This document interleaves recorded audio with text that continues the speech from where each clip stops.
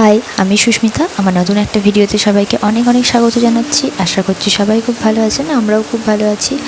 তো যেদিনকে ব্লগটা শেয়ার করছি সেদিন ছিল বিপত্তারিণী পুজো। প্রথম যে বিপত্তারিণী ব্রতটা ছিল সেটাই। তো সবাই সকাল সকাল রেডি হয়ে গেছি ঘুম থেকে উঠে, আর আয়ুষকেও ঘুম থেকে তুলে খাইয়ে দাইয়ে রেডি করে নিয়ে একদম বেরিয়ে পড়েছি। আজকে যাচ্ছি মেজো পিসিদের বাড়ি, কারণ আমাদের বাড়ির বিপত্তারিণী পুজোটা মেজো পিসিদের বাড়িতে দেওয়া হয়। এটা ঠাকুমা থাকাকালীন, মানে ঠাকুমা যখন বেঁচে ছিল তখন থেকেই এটা হয়। তাই জন্য প্রত্যেক বছর আমরা মেজো পিসিদের বাড়িতে বিপত্তারিণীর পুজো দিই। আর দেখুন, কথা বলতে বলতে আমরা এখন চলে এসেছি প্রায় পিসিদের বাড়ির কাছাকাছি। আর এখন আমরা যেখানে আছি সেটা হচ্ছে কতুলপুরের নেতাজি মোড়। কতুলপুরের নেতাজি মোড়ে এখন নামবো, আর নেমে কিছুটা হেঁটে যেতে হবে। আর হেঁটে যাওয়ার সময় দেখলাম আকাশে অল্প মেঘ আছে, আর সাথে চারিদিকটা এত ঘাসে ভর্তি, এত ভালো লাগছিল সবুজের সাথে এরকম ওয়েদার। খুব সুন্দর একটা ওয়েদার ছিল সেদিন। আর এখানে সবাই দেখতেই পাচ্ছেন কথা বলতে বলতে গল্প করতে করতে পুজোর জোগাড় করছিল। আর পিসিদের ছাদে আছে পিসিদের ছোট্ট একটা ঠাকুর ঘর, তার পাশেই প্রচুর রকমের ফুলের গাছ, সবজির গাছ, সব রকমই গাছ আছে। আর এত ভালো লাগছিল, বিভিন্ন কালারের ফুলের গাছ, বিভিন্ন নাম, মানে বিভিন্ন প্রজাতির গাছ আর কি। তার সাথে আমি, রানুদি, বাপি আর আয়ুষ ছাদে একটুখানি বসেছিলাম।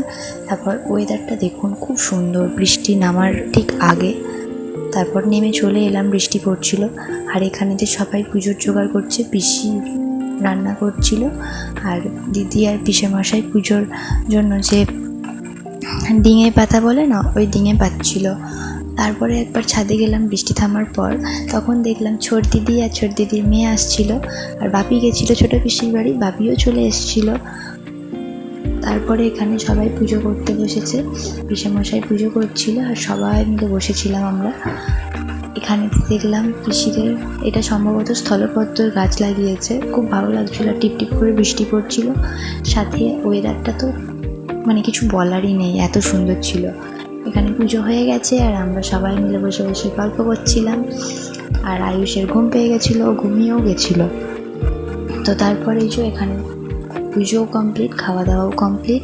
তারপর বিকেলবেলা আমরা সবাই আর কি বেরিয়ে পড়লাম আবার আয়ুষকে ঘুম থেকে তুলে বাড়ি যাওয়ার জন্য। তো এখন আর সেরকম বৃষ্টি পড়ছে না, কিন্তু মেঘলা আবহাওয়াটা এখনও রয়েছে।